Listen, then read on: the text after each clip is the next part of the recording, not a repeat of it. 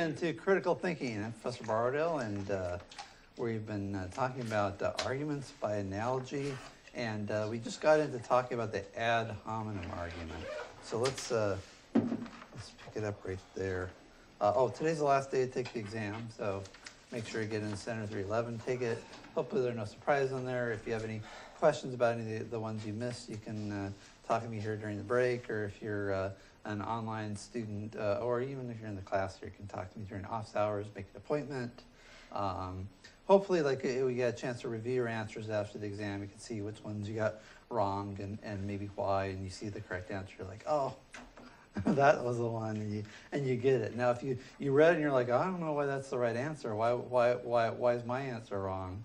Then maybe we should talk, right? So there'll be an extra credit exam, which will be based on material from the first exam and the second exam. It'll be roughly 50-50. I'll be recycling some of the same questions, maybe all of the same questions. And it'll be about the same length. Maybe I'll have 50 questions and I'll pull from each exam. I felt like I had a lot of questions, and I was trying to round them up, so I ended up with this weird number because it makes each question worth about 1.5 points. So I like having an idea of how much each question is worth when I'm looking at the curve and things. Anyway, so that, and then we'll have our second exam will be rolling around, Thursday after next. I think it's when that's supposed to open.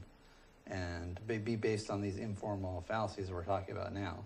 And also the arguments by analogy, and we'll talk about appeals to authority. There's a fallacy called appeal to authority, but that doesn't mean like appealing to an authority is always wrong, or that it's always legitimate. Actually, citing proper authorities and for evidence and citing expert opinion can actually be super important, and even some arguments might hinge on it. So we'll talk a bit about that today as well.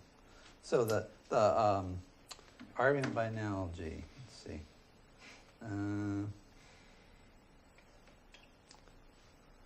More green.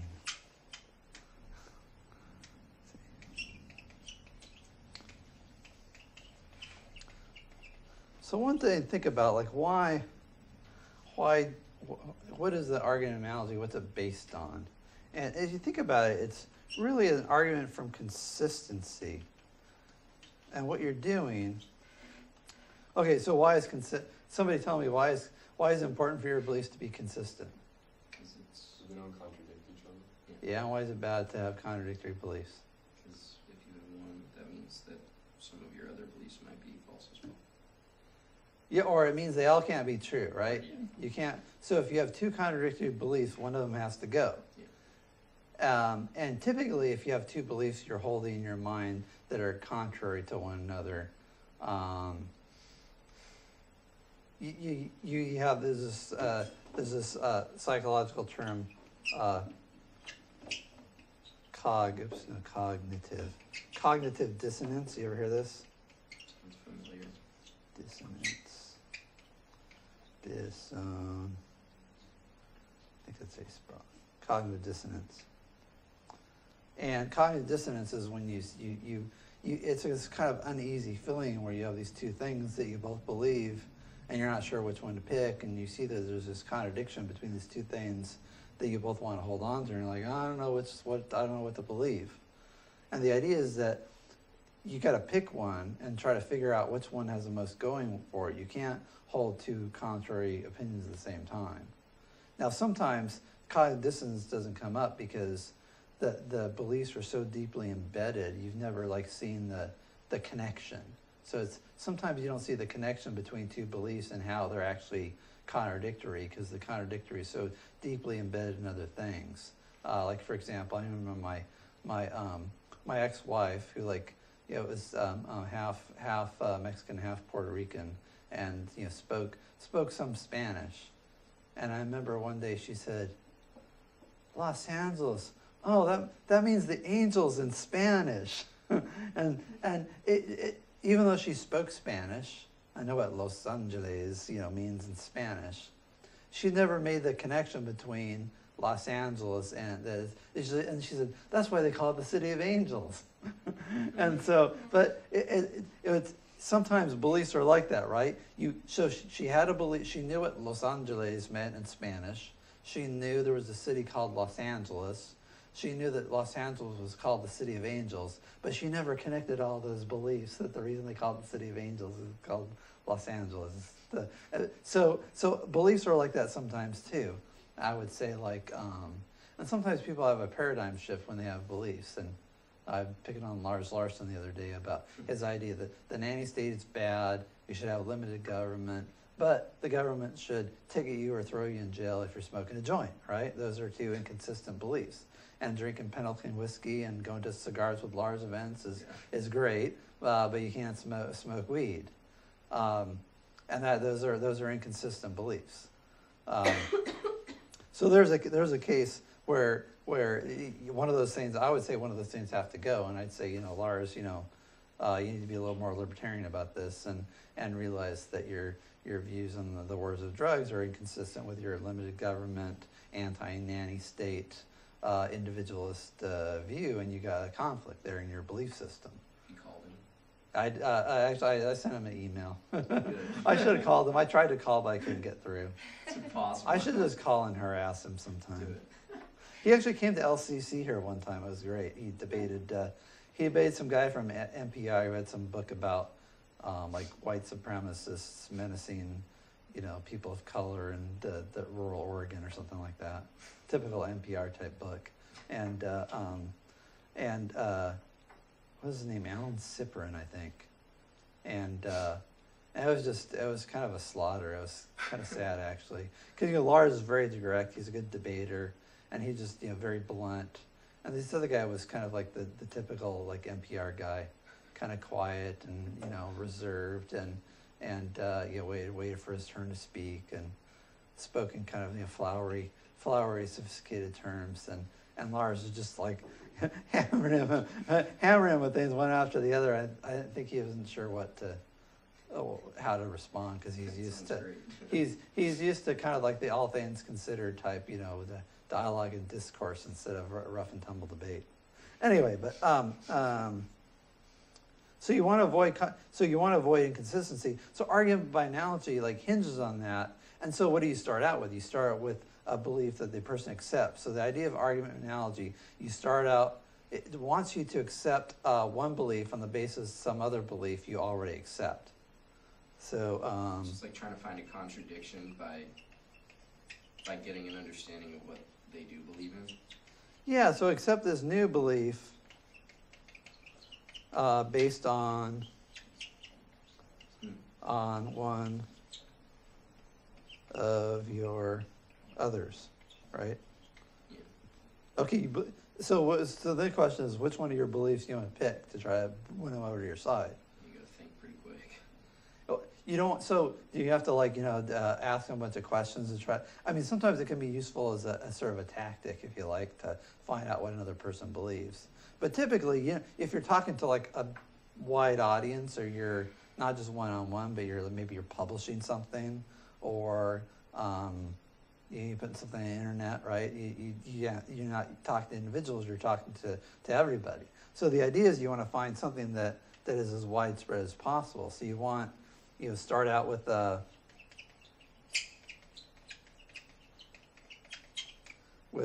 belief, just about everyone will accept. Now, that's, there's always going to be somebody that says, I don't agree with that. You could say, okay, well, you start out with an argument by analogy. Okay, you know how if you have 10 fingers in your hand, some guy in the front row is going to say, my uncle lost his pinky in an industrial accident. And somebody else will say, what about people that are born with no arms? And so there are always going to be people like that, right? But the idea is that you start an analogy, you try to find something super intuitive that people will agree with. And then you try to say, this thing has the same feature as this other thing that I want you to have a certain attitude towards. And these two cases are similar enough that the quality that you impute to this one case is also imputed to this other case. And so this is often used in moral and legal reasoning. And we saw that in the abortion case, right? So, um, everybody agrees the Holocaust is bad. You know, he was going to be some guy. I love Richard Spencer, and I think the Holocaust was good, and Hitler is my guy. Okay, well, you're like 0.0001% of the population, and you know I'm not going to convince you of anything. So then, okay, well, let's. Everybody else says, yeah, I agree, the Holocaust is bad. Well, what about the abortion Holocaust? So you'd say 20 million babies since 1973. That's more babies killed than Hitler killed Jews, and you know, and here's some gruesome pictures, right? So the idea is that you want to compare innocent lives being taken by unjustly, and so the idea is that if you agree of indiscriminate killing of innocent people in the Holocaust, you should disagree with indiscriminate killing of people in abortion. Right, so I'm not saying let's not talk about whether it's a valid or invalid analogy, but just that's the idea, right? So why do they have those pictures up there? Why do they bring up the Holocaust? That's gruesome and terrible. Well, it's because they want you to have those same feelings about abortion, right? They're trying to say and why bring up the stuff about why use Hitler? Why not just talk about war? Well, it's because there's also the racial aspect. They have the Black Lives Matter. So do you care about Black lives being unjustly taken in police shooting? Yes. Okay. Well, then you should care about Black lives being unjustly taken in abortion. And they had the lynching, all those things. Why bring up the racial component? Well, because there's a racial component to abortion. So if you disagree with racism in the Holocaust and in lynchings, then you should disagree with racism and abortion, since the disproportionate number of victims of abortion are African American, right? So that's the argument by analogy. And so you start out with something someone agrees with, and then you try to get them to agree with this other thing based on the similarity of cases. So it relies on the strength of an argument by analogy relies on two things. So first you want to have an intuitive case. So you want something that's widely accepted judgment or belief. Yeah. And then you also want to have the similarity of cases, right? So if you don't have both of those, it doesn't make any sense to bring up the Holocaust if the Holocaust is dissimilar enough to abortion that you're not going to convince anyone. In the same way, you can't to bring up if you bring up a case that not everybody will accept. You say, what would be an example of a bad argument of analogy? Yeah. Okay, you think it's a bad one. So why is it bad? So do you think what's bad about it? You think the Holocaust might not be so bad? Is that, and lynchings aren't necessarily a bad thing? I just don't think that they're very comparable. So it's the comparison you disagree with. Yeah. So that's the case where if the cases aren't similar enough, they don't have to be absolutely identical, right? So one of the cases there was I was talking about honor killings. It compared to having an abortion after a rape to an honor killing, and so the idea is that people in certain cultures will kill a woman who's had inappropriate relations with a man, and the idea is that that's bad. So a woman has sex with a man and her family kills her, and you think, well, that's bad, right? And what's somebody going to say? Oh no, honor killing is good. Well, I mean, there might be a few people, right? That might be someone from that culture might say so, right? And definitely there not a large minority of people in India and the Middle East that accept honor killings, primarily from those areas. Maybe some in sub-Saharan Africa, I'm not sure, but the vast majority of people, particularly in America, will say it's an important idea. You don't kill a woman you don't kill an innocent person for having sex, right? So then the question is, well, if you agree with that, how can you kill an innocent baby because of sex? That's the argument. So two people, is a woman who was a victim of a rapist, and now she's pregnant with an innocent baby. You gonna kill the innocent baby for what the rapist did? So the idea is that's like an honor. It's like analogous to an honor killing. Now, so the honor killing thing seems pretty intuitive, but the comparison I think is where people would have the disagreement. And there, it makes the point. It says not every case. It doesn't have to be identical, right? So Just has to be sound enough. it's similar enough, right? Because if the cases are identical, they're the same case, right? So, or if I say, I don't know, like I have a case so I'm trying to get you to accept something about a case of, let's say, I don't know, unjust, the application of unjust law or something like that.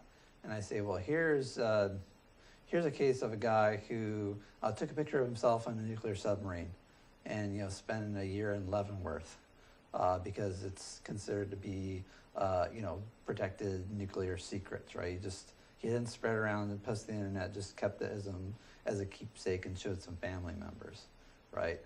If I say, well, you say that's pretty outrageous, and I say that's just like this other case where this guy had a picture of himself in a top secret intelligence gathering area, where he went to prison to Leavenworth for a year based on taking a picture on another submarine. What's the point of telling you that, right? Those cases are identical. So you're when you're trying to convince. So I wouldn't try to prove to you that the guy who's went to prison got a raw deal, just like by showing another guy on another submarine who did the same thing, right? Because I'm not helping you anyway. So if I want, but what I might do is I might say, well.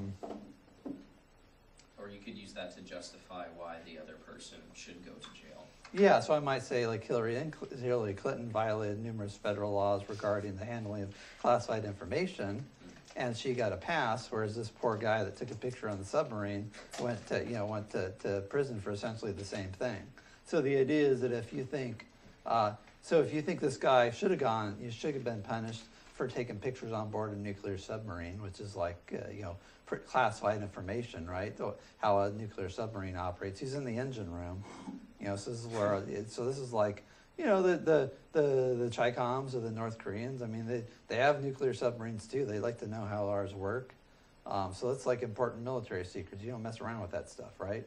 So let's say if you agree that, you say, well, that guy should have been punished because it's against the law, and in the law, the federal code says that if you disseminate classified information, or even like if you take a picture and take it, and aren't authorized to do so, and it's like listed in like lots of detail. If you mishandle classified information, you can go to prison.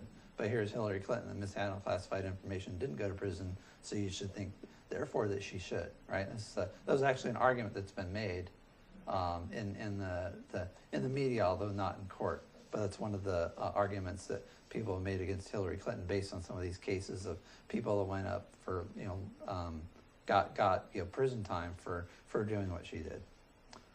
Okay, so let's see. So the cases, so you want a judgment that everyone will accept, and then like similarity of cases, and you need both those things to have a good argument by analogy.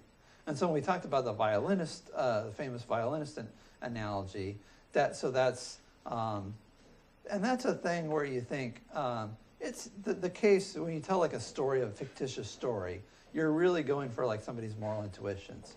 If you're kidnapped and kept a prisoner for 9 months, and escaping will lead to the death of a person, it seems like you might feel bad about it, but you still have the right to escape. And it seems like it is somewhat analogous to being pregnant in that you're somewhat immobile, although not to the extent in the example.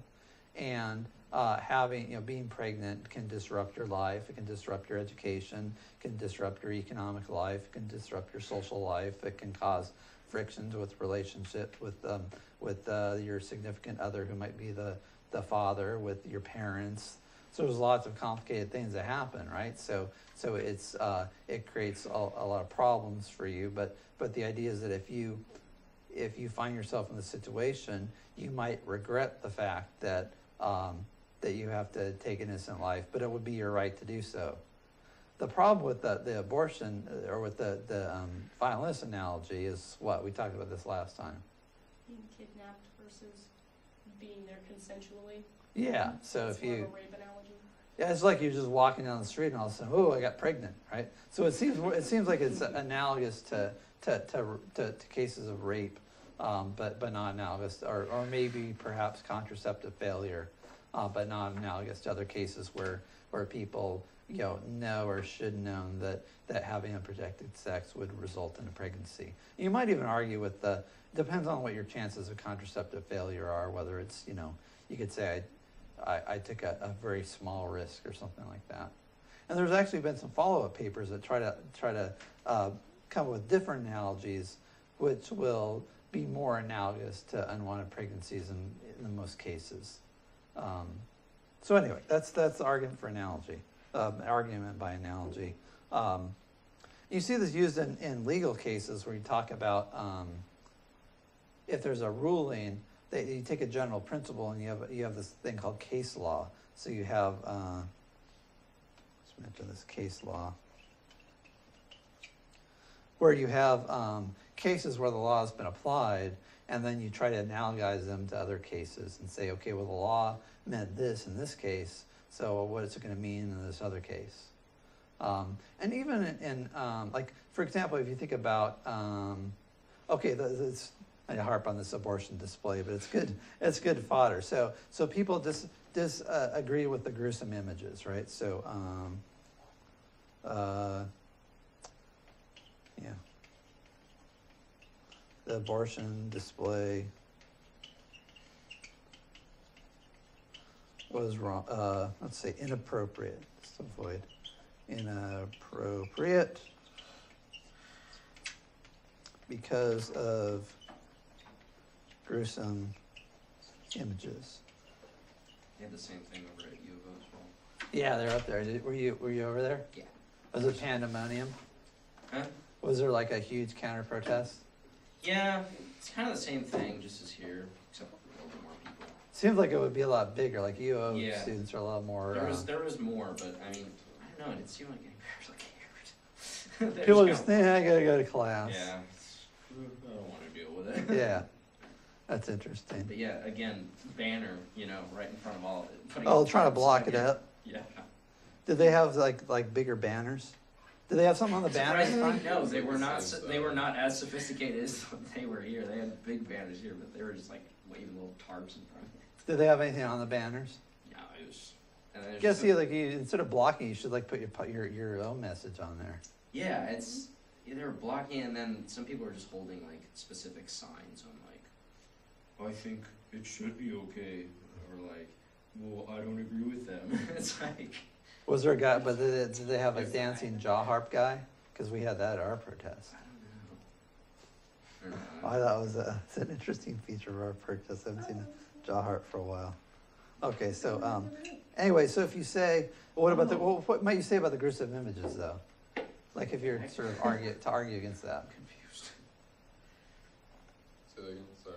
So like someone objects to the gruesome images. They say this is beyond the pale to show those pictures. You're traumatizing students. Nobody wants to see that, especially if they're just coming out of lunch. That's inappropriate. So even though you have a right to say abortion is bad, you shouldn't show those gruesome pictures. It's definitely a solid attention grabber.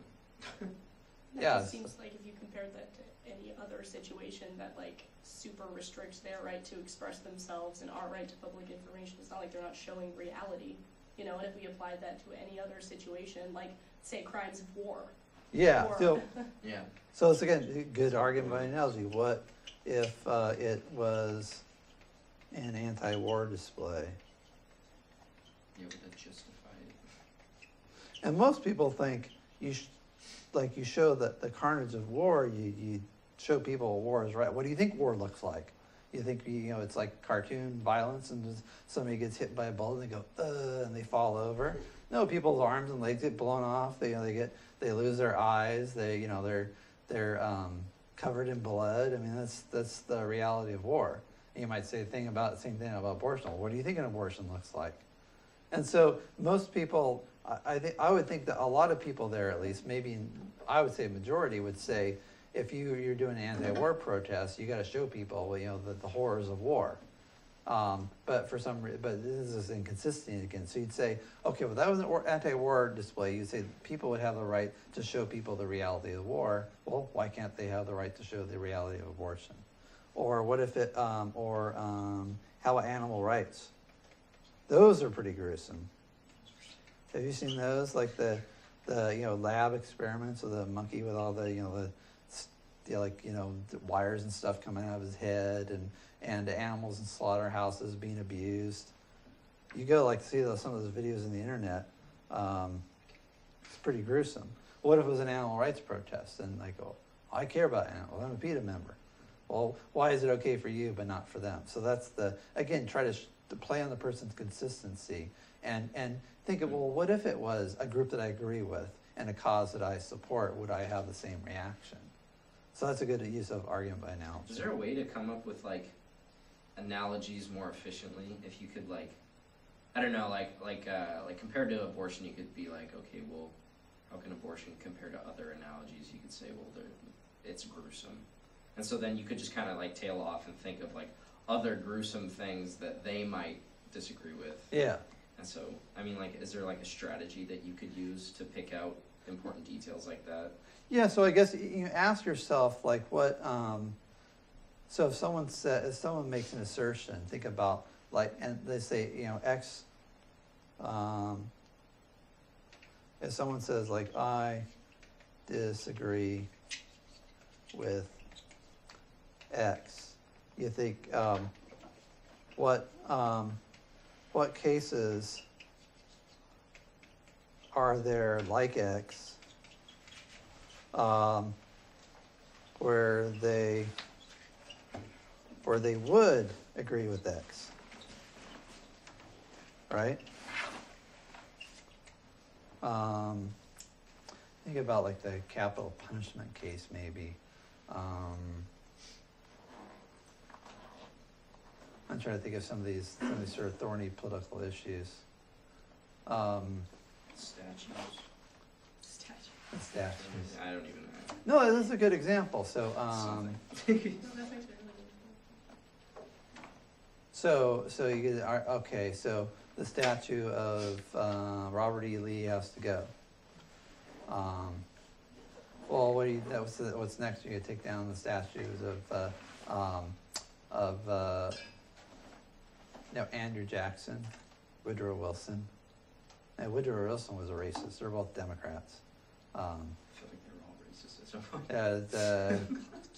You have FDR, who was quiet about anti-lynching legislation and didn't support it because he wanted to ram through his New Deal proposals and was worried about blowback from Southern Democrats. Woodrow Wilson, he showed this film called Birth of a Nation, which is one of the first films ever made, but a film lionizing the Ku Klux Klan. It portrays the Klan as the heroes instead of the villains, and he showed it in the White House. It was the first film ever screened at the White House. And you go to Princeton University, there's Woodrow Wilson's bust there, sitting there. And then the question is how far do you go? So, and the problem with these arguments of analogy, you might take it too far. You say, well, where do you take down the Jefferson Memorial? And there's some people who say, yeah, Jefferson's got to go. So, but you might say something well, look, if you're going to say, okay, here's let's see, We should just get rid of America because we were pretty nasty in the beginning. So it's tear it all down like that. I like memes. Let me, let's see.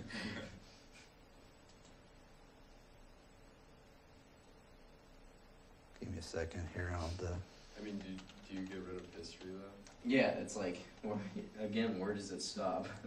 Yeah, so you think, well, should we get rid of all history that has any like unsavory elements to it. Like all people are flawed. Okay, should we take down Dr. Martin Luther King's monuments because he was a plagiarist and adulterer, for example, which are both true, right? But just because that's true doesn't mean here. Let's see.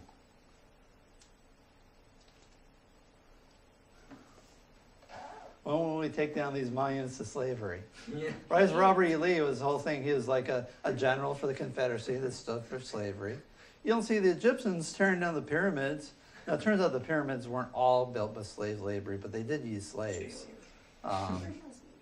The slaves did like the grunt work, and they had like some highly skilled craftsmen that were working on it too, that were like sort of blue collar people. But yeah, so the pyramids were built with slave labor.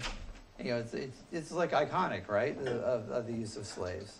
It's even in the Bible, right? It talks about the Hebrews being used as slave labor. They're not taking down their monuments. How about who's that? Who's that statue's been torn down? Jimmy Carter. Jimmy Carter posthumously pardoned Jefferson Davis. He gave him a presidential pardon.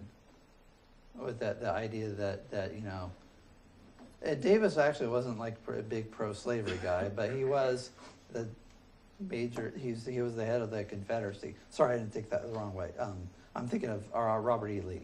Jefferson Davis was a big pro-slavery guy. He was the president of the Confederacy, right? So Jimmy Carter issued a posthumous pardon for him. So you can tear down Jimmy Carter statues. There are statues of Carter. There's not a lot of them, but.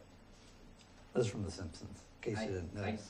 I get the argument though of taking down those statues, because the argument is that they lost the war, and usually when you lose a war, you don't get to keep anything after. I mean, Auschwitz is still up. Yeah, but it's abandoned and it's. And they now lost it's. the war. Yeah, I Do guess. you get rid of that? What about this statue? Statues of Hitler. What about this statue? Yeah, but they still What about learn this about statue? Supported slavery still has a monument. Yeah. You know who that is? It's not like they deny that he existed. Do you have an idea? No, but there's not like a commemoration of him. Looks kind of like what country? We still talk Greek. about him. All right, direct comments to the front here. Socrates? So who is this? That's close, very close. Plato? Plato, yeah, it's Plato. Plato was kind of a fascist. Plato wrote the Republic, this hugely influential book of political philosophy, and he talks about and he thinks it supported slavery, right? It's right there in the Republic, and he still has his monument. You'll see the Greeks tearing that down. Oops, that's something else. I think that's all the statues I got. So there's some cases of an argument by analogy. You think, okay, how about the kings in Europe, right? They're autocrats, right? They're dictators. It's a hereditary monarchy, right? It's all peasants and serfs who are like tied to the land and are so de facto free, but in reality they have to give half their share of everything they make to the master, sometimes more if they don't, to their liege lord or their what do you call it? Whoever the nobleman is that owns the land. And if you don't give them your share, then you don't eat, right? You starve to death. And there were all sorts of things that went on, like the Normans would require, they'd have first right. Like if you got married, the Norman lord would get to have sex with your wife before you did. He would basically rape your wife if you wanted to get married, and you had to do that in order to get permission to get married under the Normans in Britain. Braveheart was a documentary. What's that? Oh, Braveheart. Yeah, Braveheart. Yeah. That's the Scots. Yeah, but the Norman conquest of England, the Saxons had that happen too. So despotic governments. You know, Napoleon. You did the Arc de Triomphe, right? You ever seen like in Paris? There's that giant arch, the Arc de Triomphe. Are they chiseling that down? Are they tearing that down? Napoleon was a dictator. Oh, well, that's not going. So then you start to think about these analogies. Okay, so are you really going to like get rid of all like monuments to past figures in history who were on the wrong side, who might have been terrible people? because a noisy group of protesters are out there raising a ruckus and demanding it be done. Yeah. I was gonna say, I guess it depends on why it was constructed. You know, I recently saw a thing that exposed all those, specifically the Civil War monuments, and a lot of them came out like in the early 1900s, after the Civil War, just to send a message for people that were asking for civil rights. So I guess it depends on the why is probably the biggest thing of should we or should we not take that down. Yeah, maybe why and when or something, sure. Well, why was the Arc de Triomphe Well, I was gonna say made? like the Napoleon one, Yeah. like that was. To celebrate the greatness of Napoleon, the big dictator and guy who's trying to conquer the world. But when was that created? Why were the pyramids made? They're like giant funerary monuments to megalomaniacal pharaohs that thought they were God. Right. You could also say the Arc de Triomphe, was it? Yeah. That is it's there to remember when a tyrant came close to oppressing everyone, and let's remember that because it's important, otherwise it might happen again. You could say the same thing with Robert E. Lee, though, right? Couldn't you? Or maybe people Yeah. stopped appreciating art. Yeah. They take it too literally. So anyway, you think about, so the idea is you think critically about the stats. You say, oh, this is the guy who's the president of Confederacy. The Confederacy supported racism, therefore tear down the statue, without thinking, okay, if you accept that principle, if you apply other cases, would you apply across the board? Because otherwise, there's this fallacy called special pleading, where you say, well, this case we're going to go with this principle, but all these other cases, all those statutes can stay, but Robert E. Lee's got to go. But Woodrow Wilson can stay, and all these other people can. And Columbus, right? There's people vandalizing the Columbus monument that was like 200 years old. Yeah.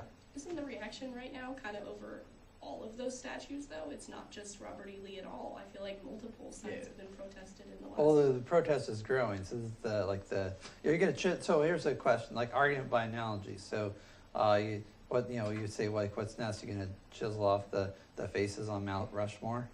Well, they're the founders of our country. It's a little bit different than the leader of a rebellion. Yeah, Slave owners. They were slave owners. That's very true, but I mean, they still had a very, very prominent role in history. I'm not saying Robert E. Lee didn't, Yeah. but honestly, like, they were on the winning side. They were on the morally correct, in my opinion, side of things. Like, I think there's a little bit of a difference between, like, leaving the pyramids and leaving one statue of a rebel, in a country where he did lose the war. I don't know, maybe The pyramids were a bunch of pagans. Like right now, they're like Egypt's like an Islamic country. Now they're under military rule, but it goes back and forth.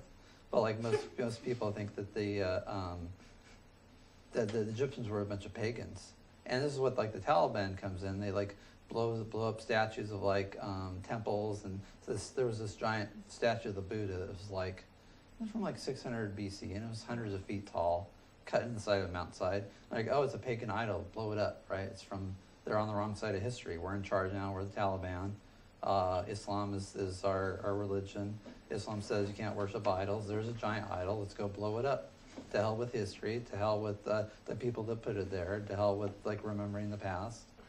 So then you think, so you can make an argument by analogy. You'd say if you believe in tearing down statues of people on the wrong side of history we disagree with, do you agree with the Taliban? Or actually, will you put this like, so would you disagree with blowing up the giant statue of the Buddha by the Taliban? Yes, okay. Well then that's just like this case of taking down these Confederate monuments or most people don't what agree have with the you. Taliban, so it's like Yeah, so that would be the argument you make, yeah. Well, I like what she said about the Mount Rushmore and the Confederacy, because technically they're both leaders of a rebellion, but one of them's a winner, who won the American Revolution, the other guy's lost the Civil War. Kind of seems like if you're gonna have a monument about the Civil War, a monument about the American Revolution, why do you have the winners on one side, and then why are you gonna put a monuments of the losers? It kind of seems like having your cake and eating it too, and picking and choosing what's significant when it should be. If you're gonna have a monument about Civil War, why not have Northern leaders? Well, there are Yankee monuments up in the north. I'm just saying for the There's ones that one are in in the South. There's one in Eugene. There's a big statue of a Civil War Union general that was built by the Grand Army of the Republic, which was a Union veterans organization. Mhm. It's kind of cool. Most people don't know it's here, but it is. What was the one in U of O that got taken down? There was a This was like statue. last year, wasn't it? Yeah, there was some Yeah. statue that got ripped down because it was racist. Well, what about the Arc de Triomphe? Napoleon lost. Napoleon died in exile at the Isle of Elba.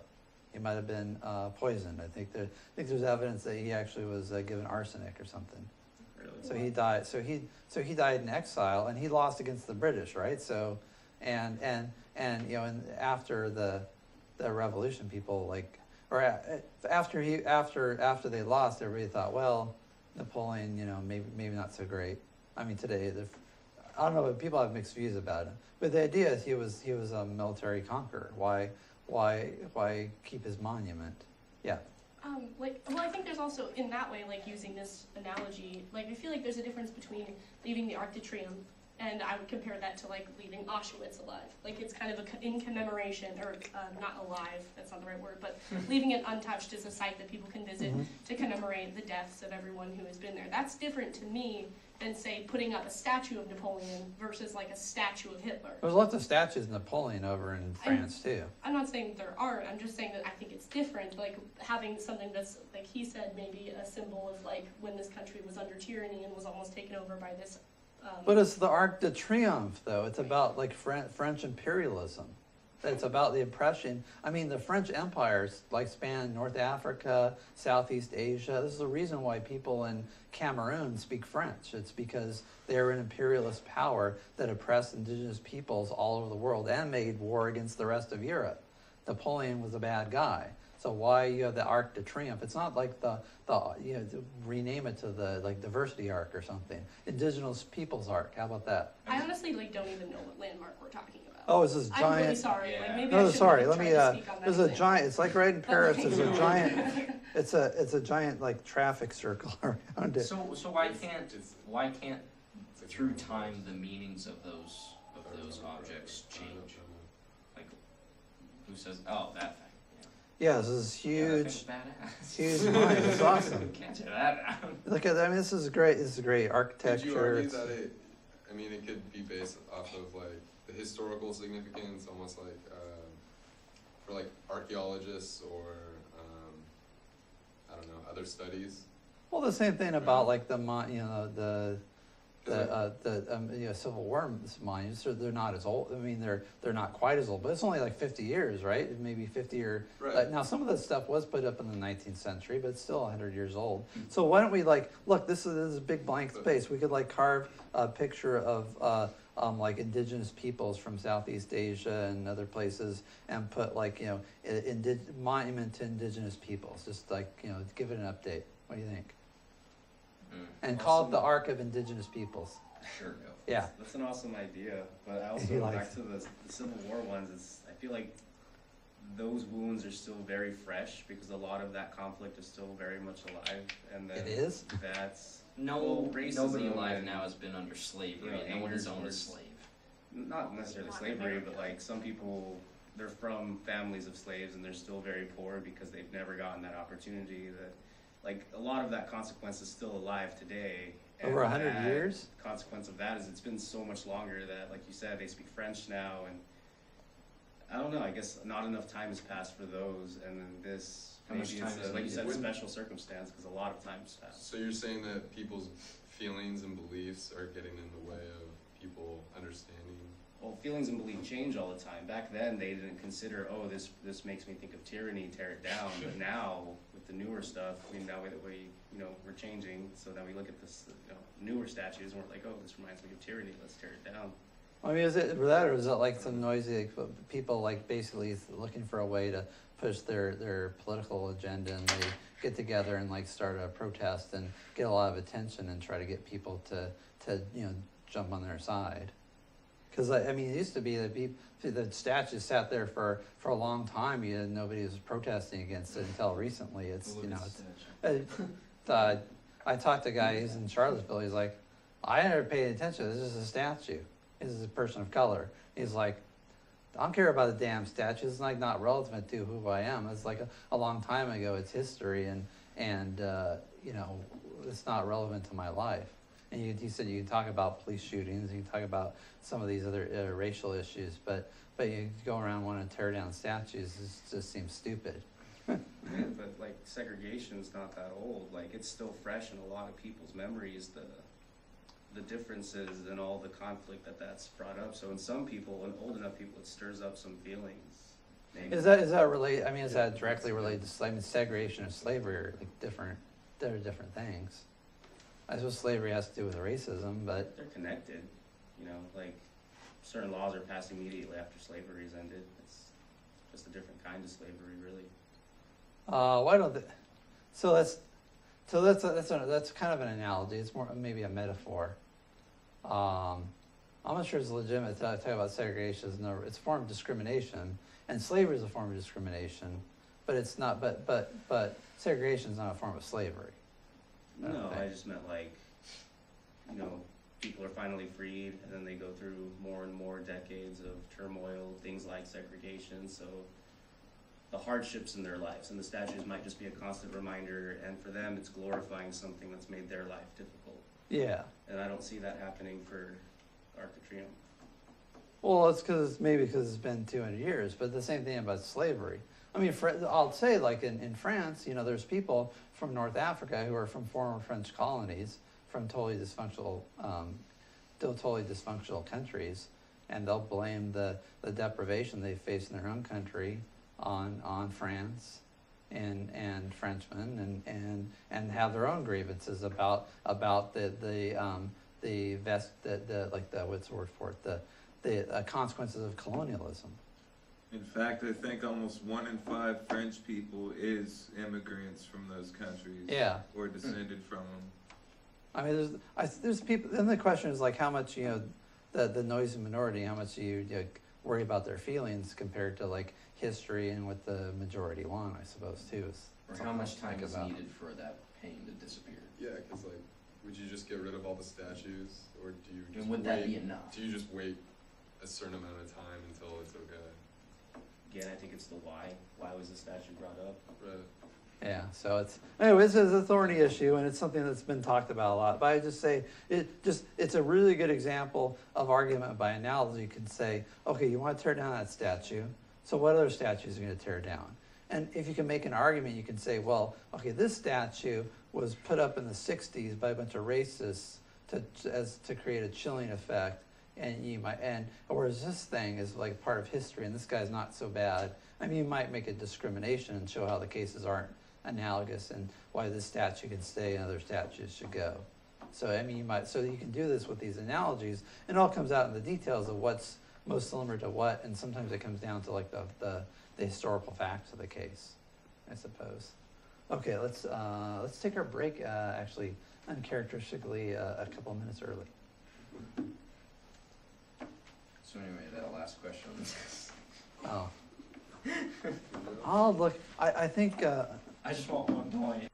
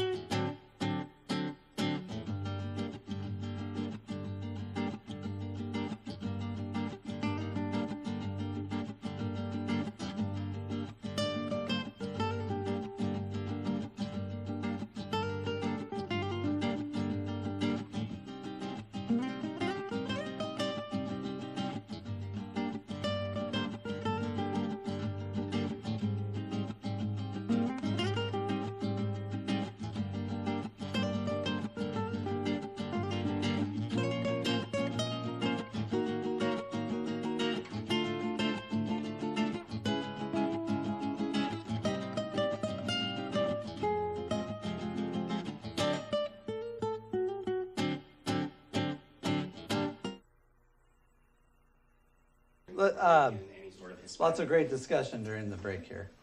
Gosh, and I had a great thought about this too. Now I think it's gone. I got caught up in listening. Sorry. That's not necessarily bad. Yeah, there's a great thought about. Shoot, we were talking. There's a last thing about arguing by analogy, and I can't remember. Maybe I'll remember next time. Let's move on to something else. It was about the statue thing too. This is like a big controversy, right? Yeah. I remember now. So over in Building 1, they have like that big like sort of banner with all these like revolutionary types, and you see this one guy, Che Guevara's on there. Like right over there in our student center. So Che Guevara was this communist revolutionary in Cuba. He helped Castro with like the revolution there. Sometimes people go around with like him on a t-shirt. And he was like, he's a communist. He executed people without trial and bragged about it. Massive people were destroyed. And you had Cuba, which was a up-and-coming second world nation, turned into a third world hellhole, and it's pretty much where it is today. Thanks to Che, who was, he killed like thousands of innocent people, and subjugated people under communism and they've been under it for the last 60 years under the Castro brothers, and Che got the short end of the stick after the revolution. Basically, Fidel turned on him, and he ended up fighting some guerrilla war in Argentina and getting killed or something, or wherever, someplace in Latin America, I can't remember. But like he's a cold-blooded killer and a despot and a tyrant. But there's a picture of him over in the student center hanging on a flag, as if he's like an example of I don't know what. So like, should that come down? I mean, why do we give so much news to criminals these days? That's actually a pretty big issue in our country. Yeah. Like, it's being discussed, like the effects of like when we have all of these mass shootings. I'm sure that you've heard about this on social media, but like the amount of press that we give to infamy instead of the victims. Something like good in the world. That's actually a really good point. It's like it's just showing a different perspective on what actually happened, the reality of what happened. Well, the thing, like I'm making the argument. Okay, you say Robert E. Lee should go, maybe Che should go. Che Guevara that banner should be taken down. The whole thing should come down. I mean, man. You could put a picture of Hitler there, Chairman Mao. Pretty There was a funny picture. There was actually a display in the center building of the Cultural Revolution. It showed it was an alarm clock, and it had a picture of a bunch of Chinese people waving their little red book, which is like Mao's, little communist tome there that people like would put on their armbands and go out there and beat up college professors, people with eyeglasses, and landowners, anybody that looked like they might be a counter-revolutionary.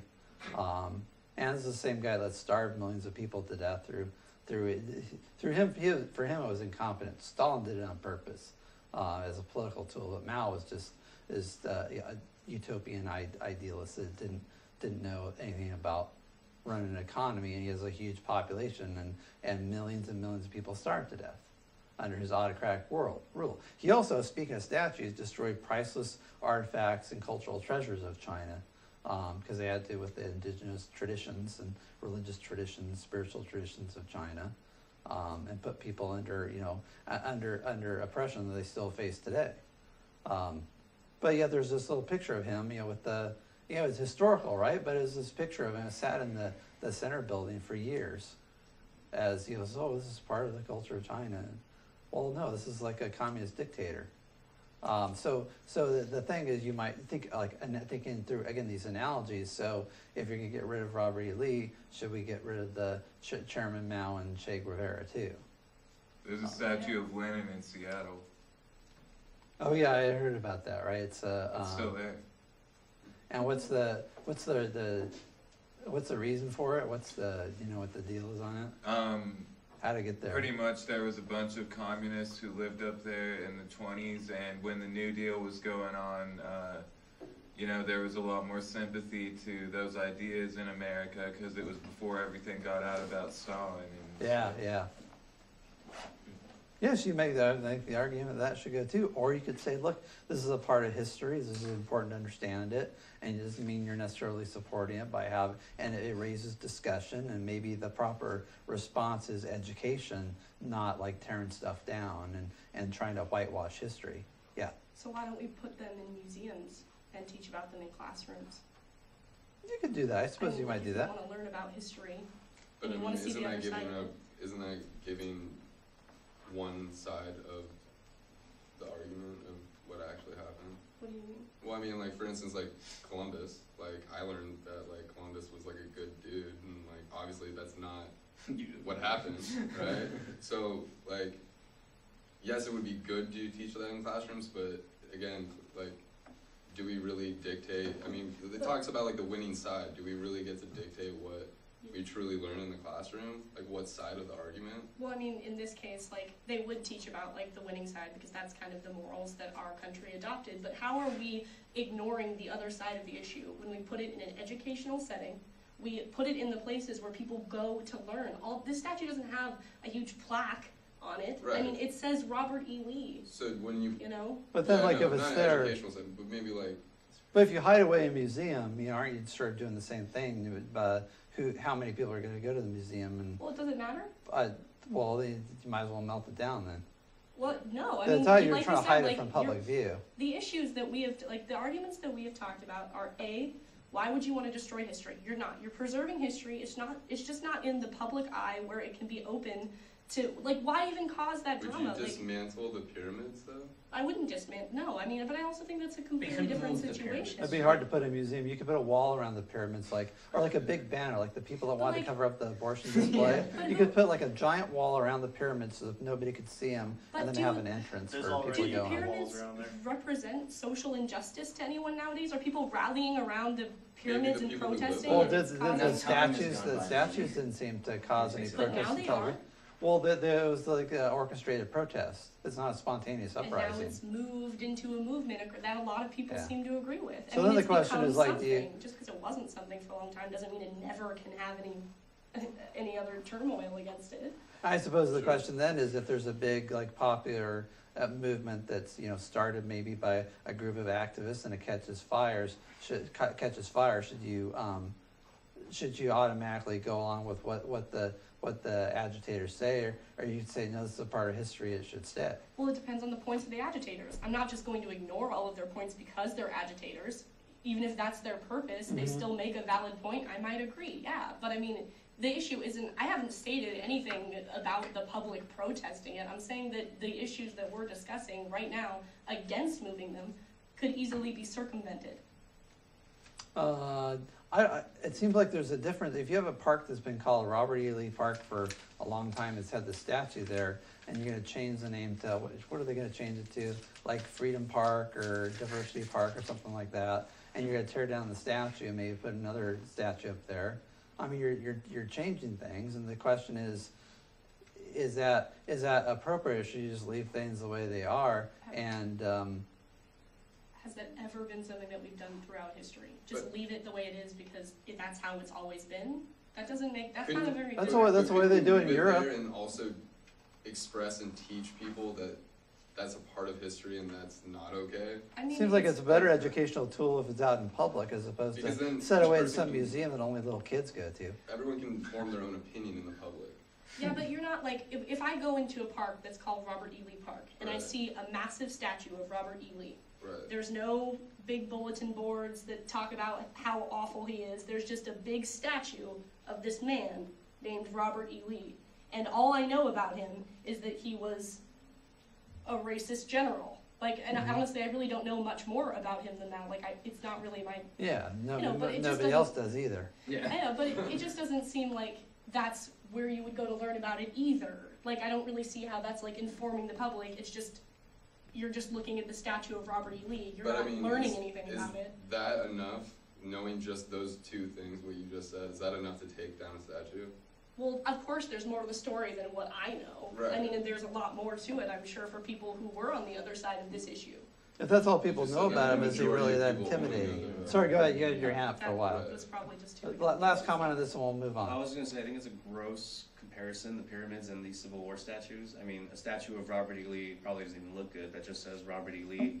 And then the pyramids that they point due north so close, like by 1/50th or 1/60th of a degree from being like perfect something or another. Like the pyramids are a mathematical phenomenon, and it's amazing how someone back then, without technology we have, made them. And then these statues are kind of, I just don't feel like they're good. It's a good analogy. Okay, so this analogy is the pyramids are one of the 7 wonders of the world, and this is just like a statue done by some statue guy, and it's nothing Plaster extraordinary about it.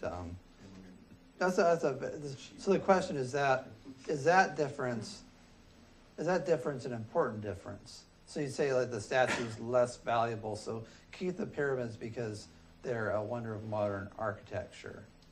But the statue isn't that wondrous, so we can get rid of it. It might be a good counter analogy. But then the question is that difference enough, or is it like, well, the statue's made of metal and the pyramids are made of stone? And I say, well, so okay, how about this argument? So okay, maybe the statue's not as great, but the pharaohs were worse than Robert E. Lee, because Robert E. Lee was the head of the Confederacy. He was a general. He was working for the Confederacy. The Confederacy wasn't only about slavery; it was about states' rights. It was about state sovereignty. It was about regional conflicts between the North and South, which revolved around commerce, of which slavery was a part, but it wasn't the whole thing. And also the difference is the pharaohs.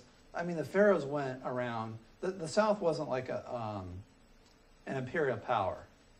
The South they wanted to be left in peace. They wanted to have their slaves, right? So there's people in subjugation. But the Egyptians were an imperial power. They went out and conquered people and made them into slaves. Like lots and lots of people revolved in slavery. And when the pharaohs, who these are monuments are to, when they died, and when they were buried with their slaves. They took all the slaves that took part in the funeral service and they killed them all and buried them with the pharaoh. And the idea is you go to the afterlife with your slaves, and they killed them all. So they're terrible guys. Now, so the argument I would make is by modern standards, most people in history were terrible.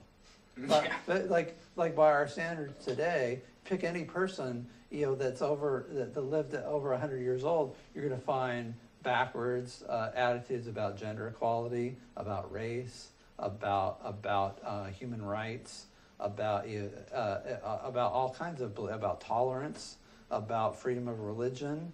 You'll find all kinds of things that are we call backwards and unenlightened attitudes. But that's history, right? Are you going to go back and find every monument and every imperfect human being who was a product of their age and tear it down because you think it supports some sort of backward ideology? Yeah. I guess my comment on that is kind of to strip it back to its bare bones then.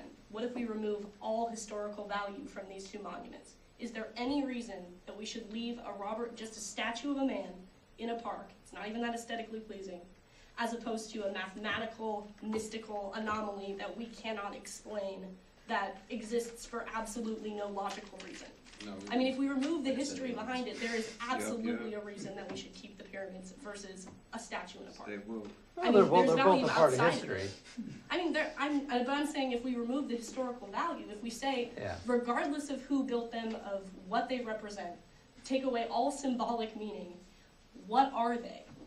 They are beautiful and they're magical. I mean, they're literally indescribable. We have no idea how that was done. Why would we tear that down? As opposed to a plaster casting of an old man. Well, what about the Sphinx or something like that? You get rid of the Sphinx. I would say the pyramids, I mean, they're big blocks of stone. They're like arranged really expertly and pretty exacting, but you know, it's still a big hunk of stone. But they're pretty, I mean, I don't know how much reading you've done on, like, I've read quite a bit about the mathematics behind Quite a what bit. it took. I'm like an Egypt buff, so I realize that it Okay, took a lot of perfect. doing to like, and to take those big blocks of granite down the Nile River is, you know, is an amazing thing. So I agree with that. But you know, it's not easy to make a statue either. And you know, you look at the Egyptian art; it's crude and clumsy. It's not realistic at all. It's not representational. It's like very two-dimensional. You look at the guys that are carved onto the inside the pyramids. You see people, and they're like all flat. It looks like a kid's drawing, right? And you think, well, you know, that's what the way art was back then. But so okay. What if we picked another statue? What about the statue of Plato, who's part of an imperialistic empire of Athens, who supported slavery and wrote this influential book?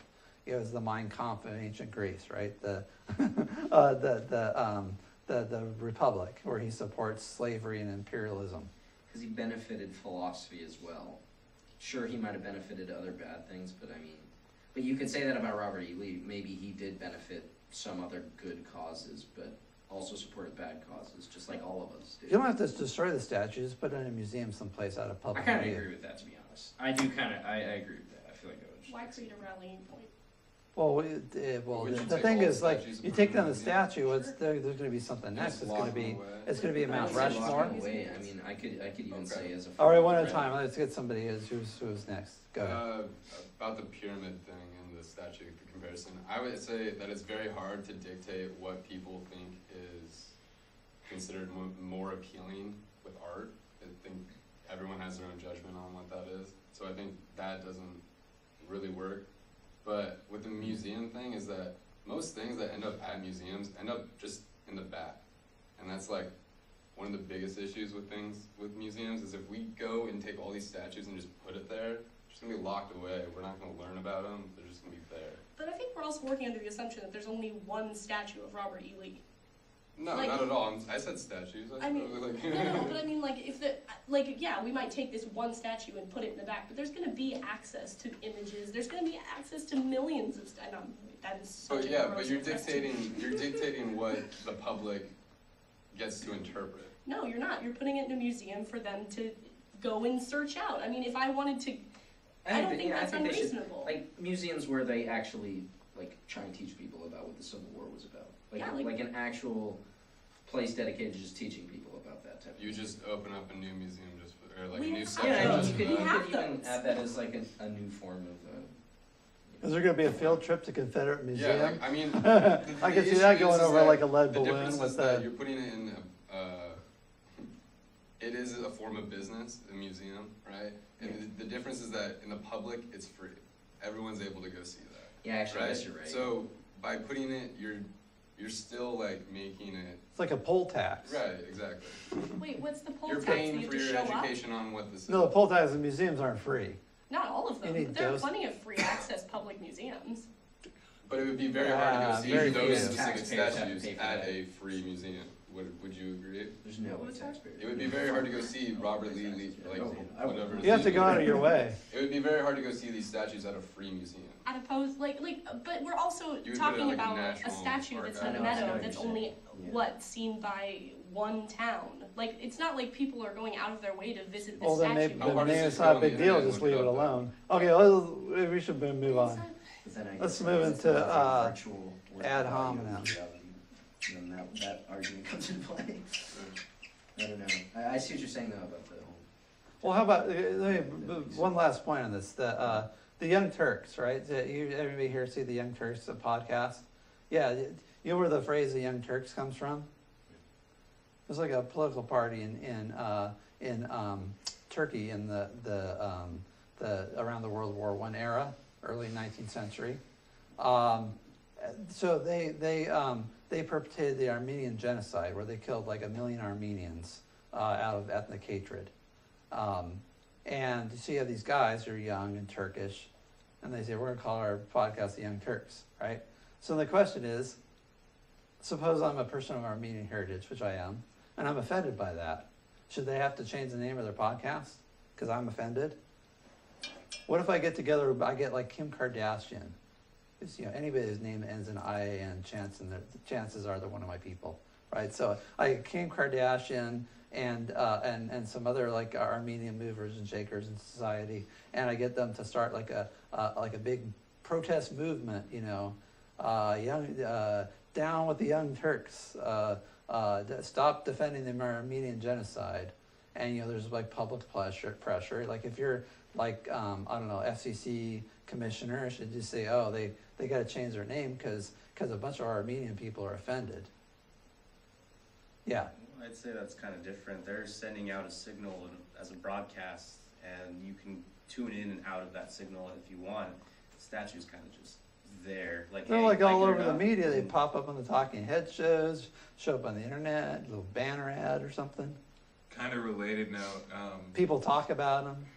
People talk about it on other shows. Yeah. I was drinking with a Turkish guy once, and I was like, what about the Armenians, bro? And he exploded about how it was all a hoax, and the Armenians genocided us, and et cetera, et cetera. It was crazy. Yeah, there was like, my understanding is that, what's his name?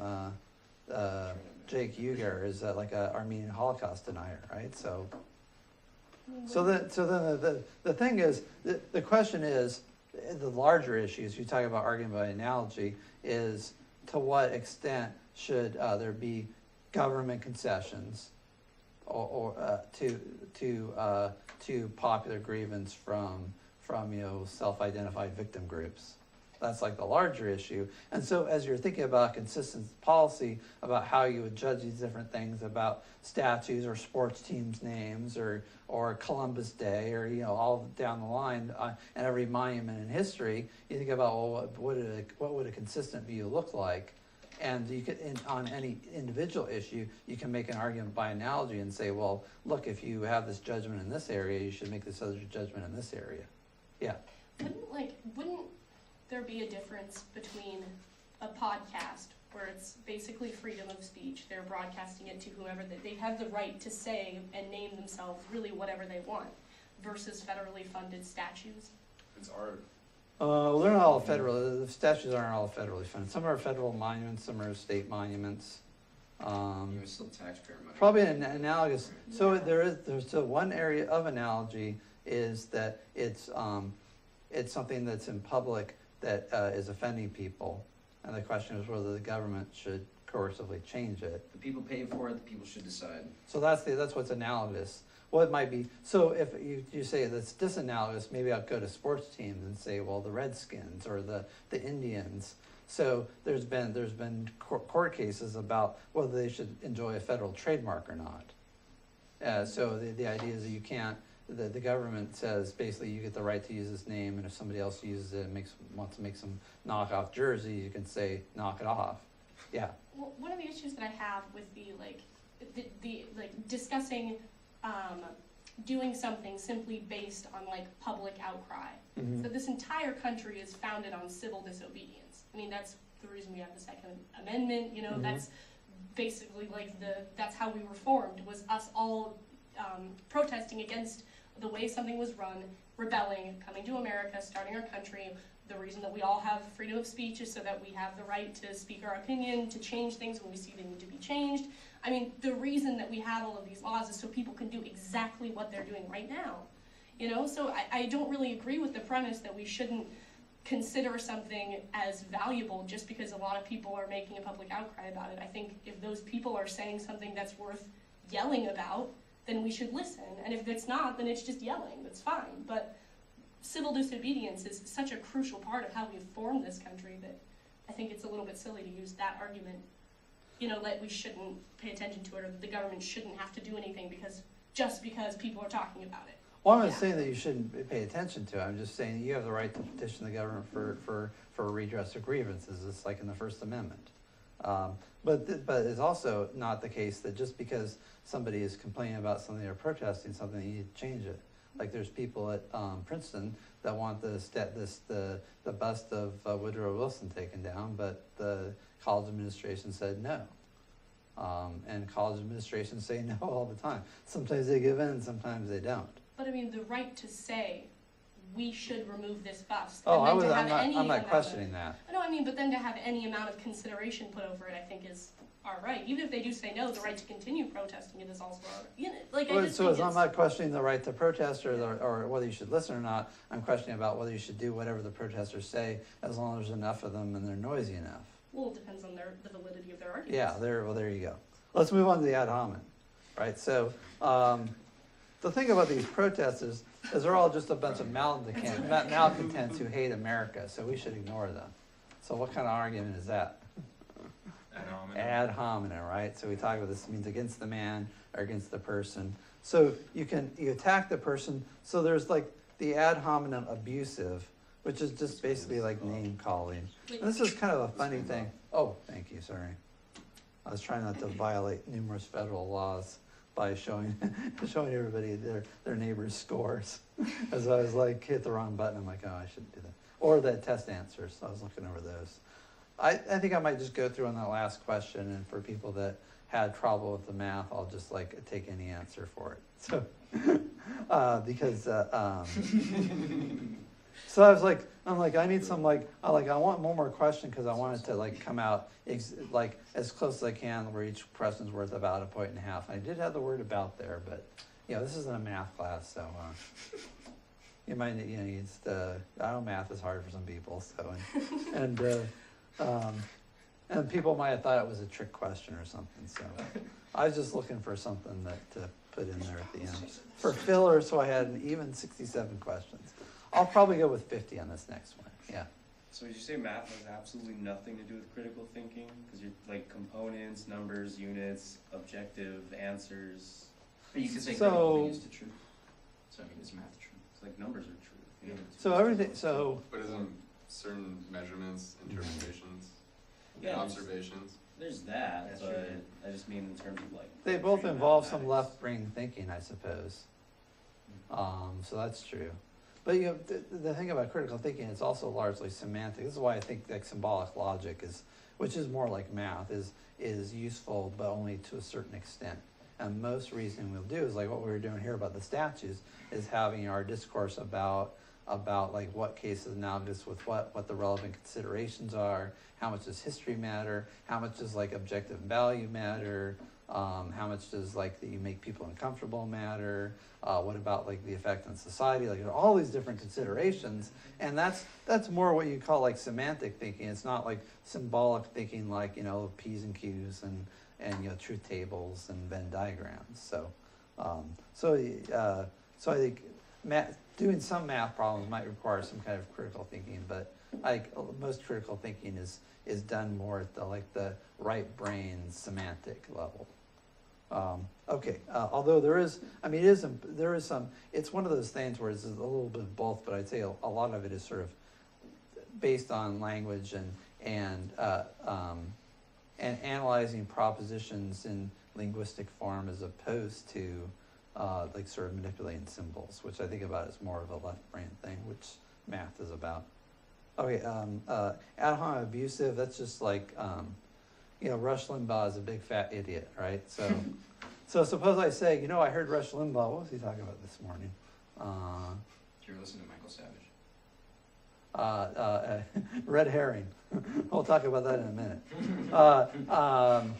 So like if I say, Rush Limbaugh was talking about the opinion polls before the last election and how people were giving Hillary a 93% chance of winning a month out, and so therefore we shouldn't trust the polls.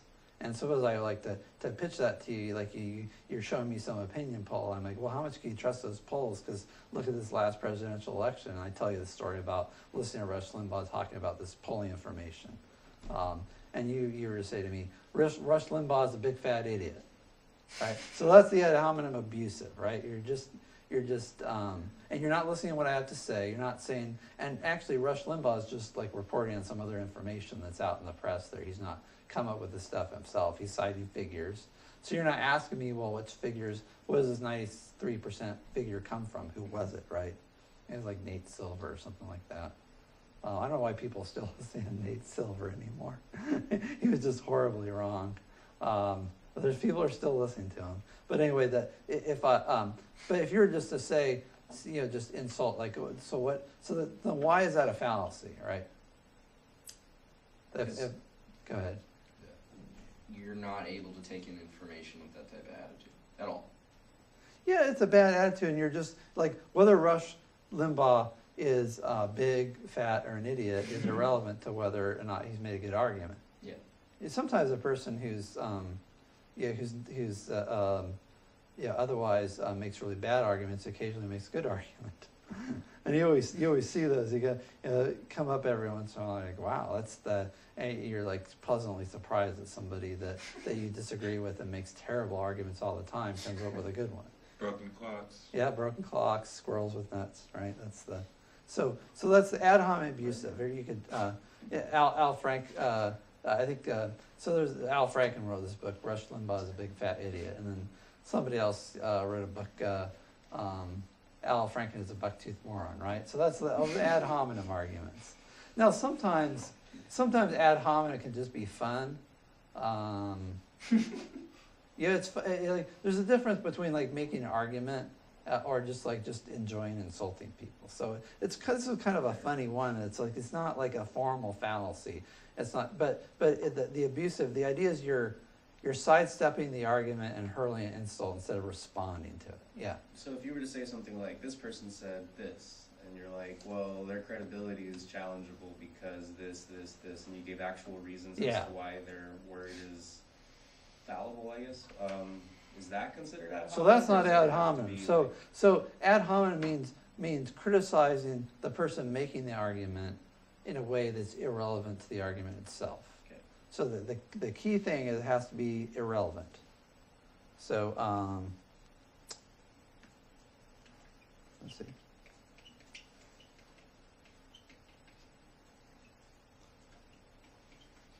Criticizing the person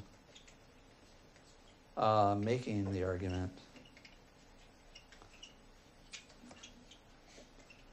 in a way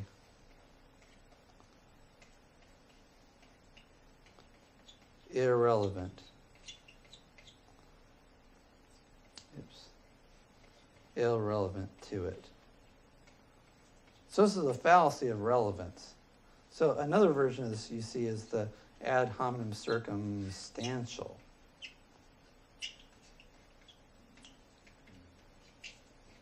So the ad hominem circumstantial, you're not just insulting the person, but you're pointing out that some fact about them that's bad, typically, or you're showing they have some sort of self-interested reason for believing a certain thing.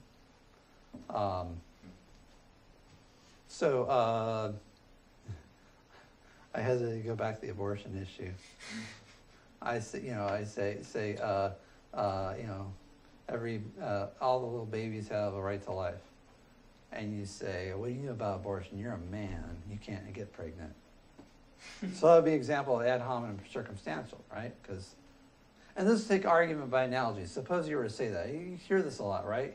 You hear if a man says, well, I think abortion's immoral. I think it's the taking of a human life, and I think it's wrong. And someone else will say, typically a woman will say, well, your opinion is illegitimate because you can't get pregnant. Well, how does that address what they have to say?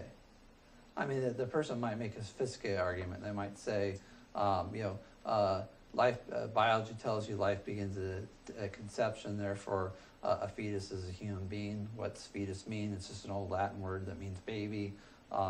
it's a taking of human life at its earliest stage of formation and development, right?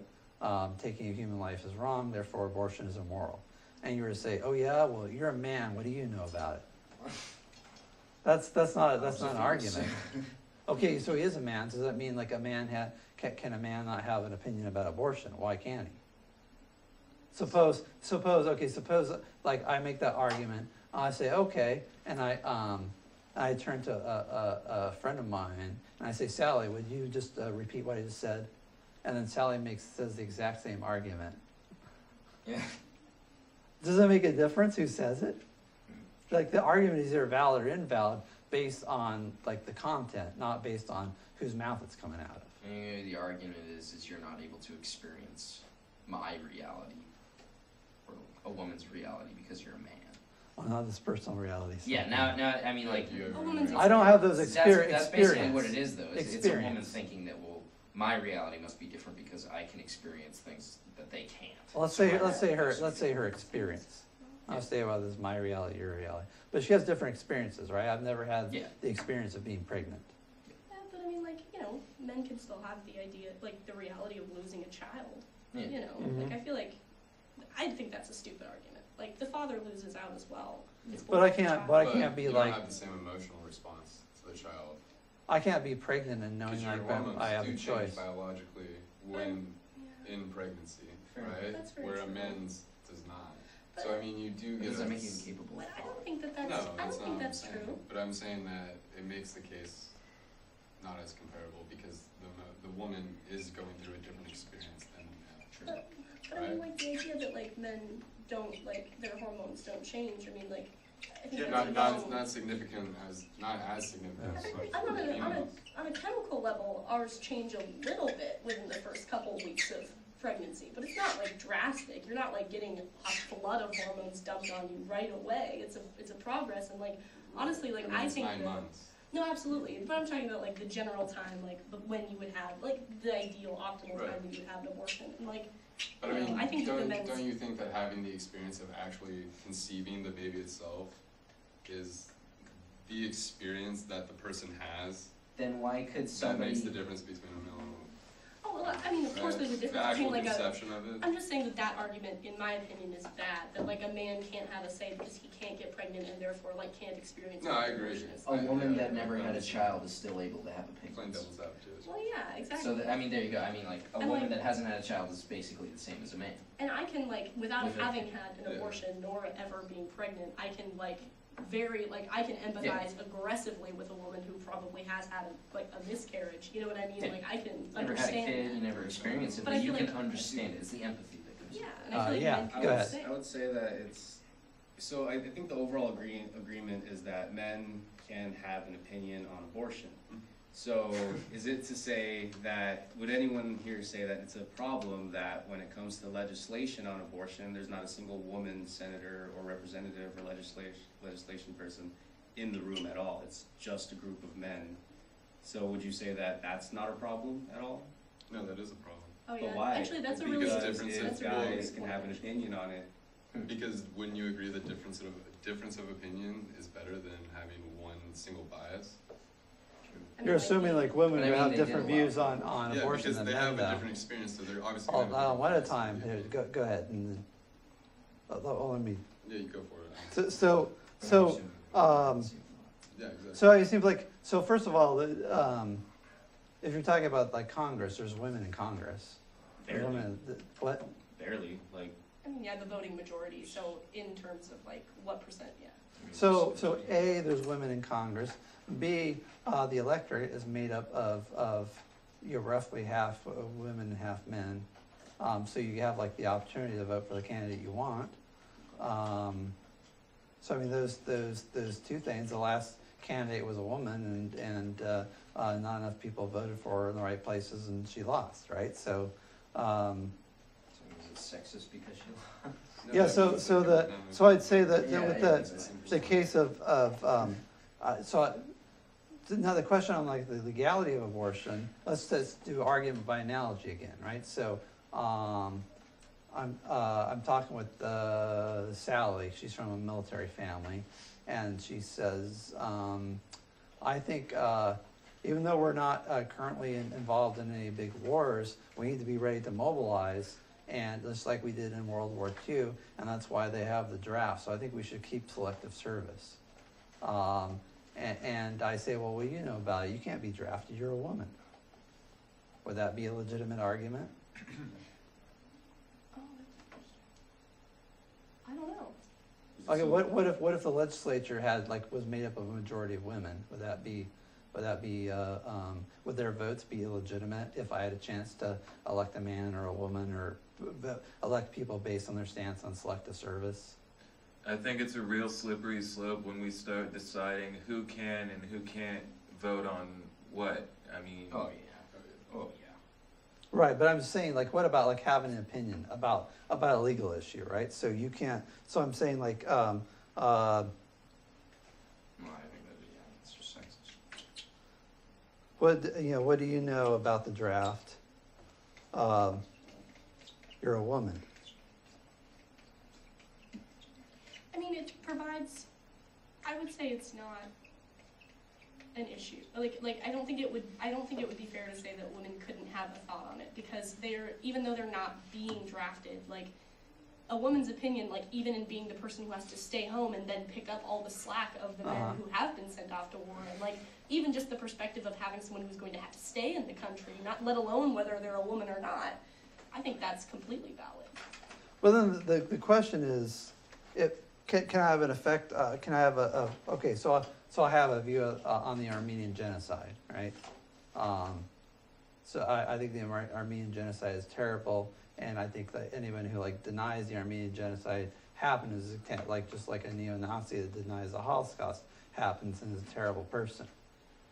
Should my view be any different if I don't have an Armenian heritage? Suppose I was Swedish. Should I have a different view because I'm Swedish? If I make the argument, the Armenian genocide, here's the historical evidence, fill in the blank, I give an argument. Historical, fill in the blank, historical argument for the Armenian genocide, and then point out people that deny the Armenian genocide.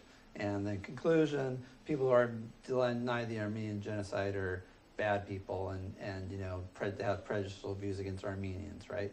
So suppose if I give that presentation, one says, oh yeah, well you're just like an Armenian supremacist, and the only reason you think that, Borrowdale, is because you're one of those big noses from Fresno that farm grapes or whatever. Okay, so that would be an ad hominem argument, right? So and somebody else says, why isn't it Borrowdalian? Are you a full-blooded Armenian? Anyway, so suppose I give the argument and you give the ad hominem, and I say, okay, well, Sally from Sweden, come on up. And Sally from Sweden just reads from my notes and says it's the same argument. Right? It's irrelevant. Who makes the argument is irrelevant to whether it's a good argument or a bad argument. Suppose I'm shilling for for donations for the Armenian Holocaust Fund. Right? I want to put a big museum in Eugene, and I'm trying to get people I'm trying to raise awareness about the Armenian genocide. I want people to give me money. What if I personally enriched by this because I made myself president of the Armenian Holocaust Museum in Eugene, and every donation I draw a nice fat salary out of it? Totally irrelevant to whether the historical information I'm presenting is valid or invalid. So whether someone has a personal interest in something, whether there's some identity characteristic that relates to the thing or not, that doesn't make any difference. You should ignore who the person is and who's making the argument and just focus on the argument itself. If you don't do that, it's a fallacy. That's the ad hominem fallacy, because whose mouth it's coming out of, what the person's background is, how they're related to, whether they have an interest in it or not, whether they have, to quote Lars Larson again, whether they have a dog in the fight or not is terrible. I did try to call up Lars, and I was going to tell him, quit saying a dog in the fight. Dog fighting is inhumane, and stop using that metaphor. You're giving credence to people like Michael Vick. Anyway, but that's so what do you think? Thoughts about that? Does it matter who makes the argument? Yeah. I mean, oh, sorry. You first, and then I'll get you. I think like the lack of other perspective. Oh, well, I guess no. I'm not answering the question. Okay, good, go ahead. Did you have something to say on that? I just said no. Okay, so then the question is there ever a case where it does matter who's making the argument? Yeah. Well, are we assuming the person arguing is thinking logically, unbiased, critical thinker, or is it someone that's just gonna, push facts aside, fake news, everything that isn't theirs, and just have a narrow-minded view on the subject? And that way, I think it does matter, I guess. So then, like, so you're talking about like maybe reliability? Yeah, like uninformed, bias, anything that makes their, I guess, opinion on the matter, like anything that the logic leading up to their opinion is incomplete or misled. Like, doesn't it affect who's making the argument then? So how can you tell whether a person's biased? Can you just tell like the way they look? By talking to them, I guess. Well, you can like look at what they say, right? So it's the content of the message, it's not the person necessarily. Yeah, I suppose so. Like if I make an argument about again like the fact that the Armenians the Jews get all the good genocide press and the Armenians get the short shrift, and we gotta get raised awareness about the Armenian genocide. It doesn't matter whether I'm an Armenian or not. I could be like a Swedish sociology professor or a Swedish history professor who's really interested in the Armenian Holocaust and giving an academic talk about it. So it doesn't matter what my nationality is or my ethnicity when I'm making that argument. And this assuming ethnicity has nothing to do with reliability. And it's illegitimate to say, oh, well, you must have some secret motive, or you're biased because you're Armenian, Borrowdale, and that's why you're always ranting about the Armenian Holocaust. That's an illegitimate way of arguing, because now the focus is not on the argument I'm making, also the focus is on me as a person, right? And and that's the case where it might be more. It seems like it sort of holds more water, as opposed to like you say, well, why should I listen to you, Borrowdale? You wear wacky t-shirts to class every day. You're not. Maybe you have a fast and loose approach with the truth too, right? That's obviously irrelevant, like how a person dresses or what they look like, right? So, but ethnicity and gender and race, all that stuff's irrelevant. And even having like whether the person has a secret self-interested motive or not is irrelevant to the assessing the information they produce. That's the best way to do things, but I feel like as a society, we have definitely learned to profile people. Yeah. Like imagine if the entire presidential election had no faces and no names. You didn't know who they were. All you could hear was their voices. Yeah. That would be really interesting. It would be interesting if it was all like, so it change. or if it was just words, like words. Way in the back there, I haven't heard from you. Yeah. So, like, I feel like the voice that is speaking does have like a I don't know, importance of who's like making the argument, because what if this like guy from home is like watching from his room and thinks that he sees a meteor coming towards the Earth and reports it, and NASA's like, no, there's not. Versus like some kook in the street says, no, there's not. Like people are gonna hear NASA saying, no, there's no star coming towards us, and be like, okay, it's fine. Versus like if they hear some kook saying like, there's no star coming towards us, they're not gonna even like take into consideration his side. So his making the argument More legitimacy. only matters for assessing the reliability of expert opinion. But Well- wouldn't you base that off of what they're actually arguing now? Well, if they give an extra opinion, Because if or you're an expert in that field or whatever it is, you would have a better opinion or a better argument than someone who wasn't an expert, right? But then, who's to say that they're not lying? so here, and maybe these two How do things, you know the that they're right? the track record, and you raise a good point. Just taking word for it from everyone. So this is the one exception, is expert opinion, right? So if you're claiming to be an authority on something, like suppose it's like some astronomical observation, and it turns out somebody says there's like a big comet's gonna hit the Earth, and they're just looking at the planet Venus or something like that. Then this person's like an amateur, and you might go, well, I'll ignore what they had to say, or I'll consult relevant astronomical authorities, I'll talk to NASA, and they'll say, oh, that's a bunch of malarkey. Now, occasionally the amateurs actually come up with an observation that all the experts miss. So, but in some, there's some reason to defer to experts. So if a person has a history of lying, particularly if they have a history of fraud or perjury, those things speak to reliability, right? So the person is proven to have lied in the past, particularly about the same issue. If they've been found guilty of fraud, and then that shows their unreliability. You might look at what they have to say with a bit of skepticism. Anything of particular cases, like if there's a person who's like made false accusations of a certain kind in the past, say about the guy who claimed that there was a plane about to collide with Earth. Yeah, that guy was like a couple weeks ago. Yeah, like nutty cult leader or something like that. Or if someone has made like false accusations of sexual assault, and they charge somebody with they make another accusation, you look at that as being questionable, at least, right? Or take a case of like, so the founder of Jehovah's Witnesses, Charles Taze Russell, claimed to be able to read and write ancient Greek, and he was criticized, and he was actually suing for libel, a newspaper, and then he was put under oath and asked to like identify the letters of the Greek alphabet, and he couldn't, right? So he's found guilty of perjury. So then the question is, for your like religious ideas, is that a person you want to trust as an authority on the Bible, someone that perhaps plays fast and loose with the truth and has no knowledge of ancient languages? All right, that's all we have time for today. See you on Thursday.